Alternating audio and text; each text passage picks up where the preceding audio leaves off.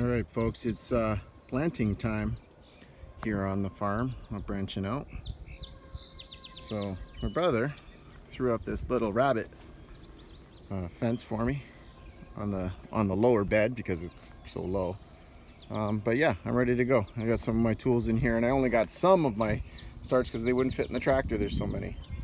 And I got some watermelon, some peppers.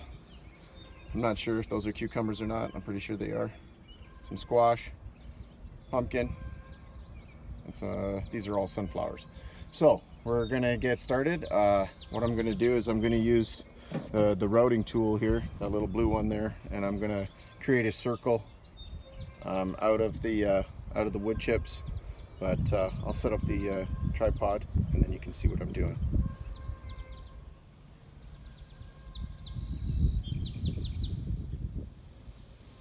Okay, so this is my garden bed trellis here that I set up last year, and she's ready for this year. So what I did is I cut a little groove down in here, killed some of the grass because I did put in the chips a little late. So I got some dirt here off of my topsoil dirt pile, and I'm going to put that down in there, and then I'm going to put my peppers all along this this trellis here. So we'll see how we do. It's really windy to use my tripod, so it's just going to fall over. So here I am doing my best. So I just added a small amount of dirt.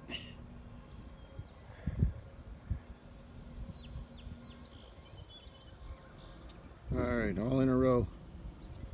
They're roughly 6 inches apart, but I have a feeling I will be downsizing them because there's so many pepper plants per little growth pot there.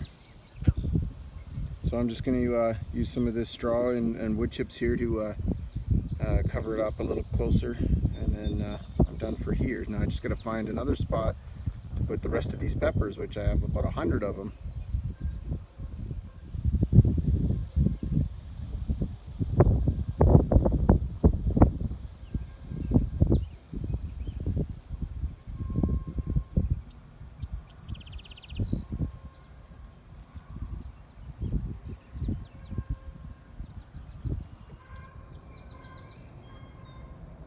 So this is kind of how I'm setting each pumpkin and or watermelon, the larger of the sprouts or the starts. So I'm just going to put a couple pumpkin in here. I got a couple of watermelon down at the other end. Okay, this is my kiwi here, and it's coming back nice, so that's good. I got a little, I'm pretty sure these are acorn squash, but we'll find out once they grow. Either way, I'm putting them in. Let's see if they grow. And these ones here are my watermelons. You can see I just kind of bowled them out a bit, and then, you know, just kept the chips around it. And then the same on the other side there, and over there too as well. So hopefully we get nice lots of squash. And so I'm just going to do that real quick, and then I'll show you what it looks like without it. So I was just breaking ground basically. And then what I'll do is I'll put the start in there, and then I have the dirt like I was showing you before, and I'll mound it up a little bit, and then I'll put the chips back over around it, and that'll be it for this. And then I have the tomatoes, cherry tomatoes to find a spot for, and I still got to go down to the pumpkin patch and sow the crap out of it, so stay tuned. So last year I put my cucumbers on this side, but I'm going to put them on the other side this year. These are all my cherry tomatoes, well, a whole bunch of them anyways. And then I just wanted to show you these lupins I put in last year. So they didn't bloom last year, but you can see, let me just zoom out.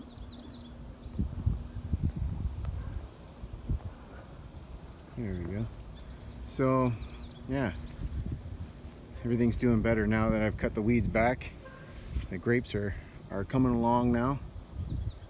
But these are my lupins. As you can see, they are pretty. So pretty. A plant this big right here, $50 in the store. 50 bucks for a lupin. And these are my king babies right here. They're doing really well and very pretty. My goodness. But yeah, and then I have my my grapes, which are doing just fine, except for that one. That one I think is dead on the other side, which is one of my seedless. I don't know which one it is, the green or the red. This here is one of my hascap bushes. You can see this for the first year I'm having hascaps. Those are hascaps right there, and they probably be ready anytime next week, week and a half or less. Who knows? And they're pretty much all doing that right now, all 12 of them. These are more peppers. I'm not sure if I took a shot of this, so I just put them on this side, far side, because they're probably going to grow the tallest. That will be in these beds. And then I started a couple things over here in the big bed, but I just put a pepper, and I'm not sure what that is. It's probably I don't know. We'll find out. And I left the rest inside the rabbit thing here. My back's killing me. I'm gonna have to get started again tomorrow. And I still have seeds to put in too, because I'm gonna direct sow some of my cucumbers and a few other things. Maybe even I'm gonna add more pumpkin and watermelon too, seeds. And then I also got to get those sunflowers situated wherever I want, anywhere. I'm just gonna scatter them around. It's a gooseberry bush, and it's just loaded with gooseberries right now. So soon enough we'll be able to eat them too. So it's a beautiful Sunday here on the farm, branching out, and I'm going down here at the pumpkin patch. We're just getting things ready to transplant a few of these, and what I'm realizing is I didn't start enough pumpkins and or watermelon, but I just might try again. I don't like direct seeding it because the dirt is too tangled with grass and it's a little dry still, so it's not really a solidified garden bed yet. It's fresh, it's new, and we're gonna see what it can do to these watermelon and pumpkin that we put in now.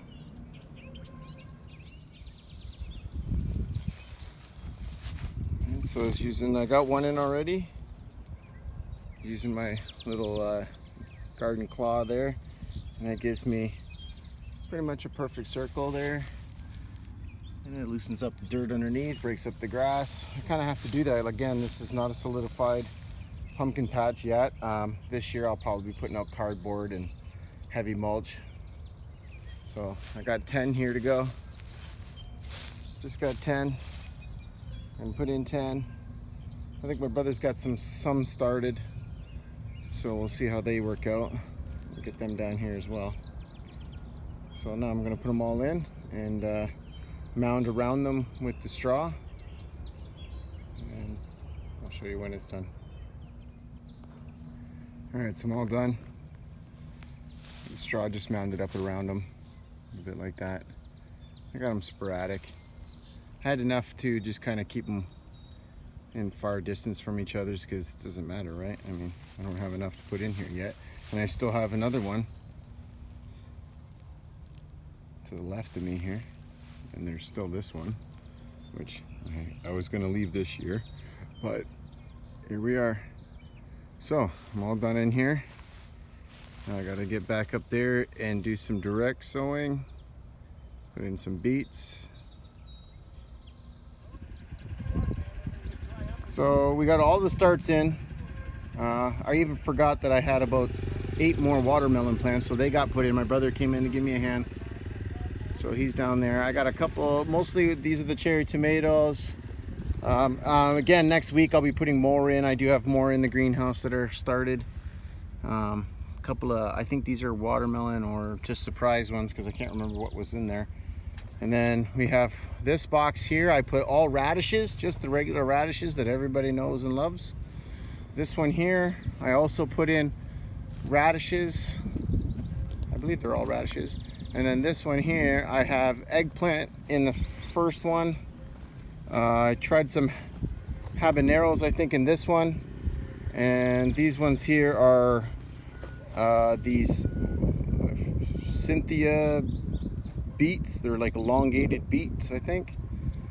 So Trevor's gonna give them a water, and that'll be good. I'm getting ready to pack up and get out of here, and I really appreciate you all watching my videos. So if you really like my videos, don't forget to push that subscribe button and hit that thumbs up for me. Tell all your friends.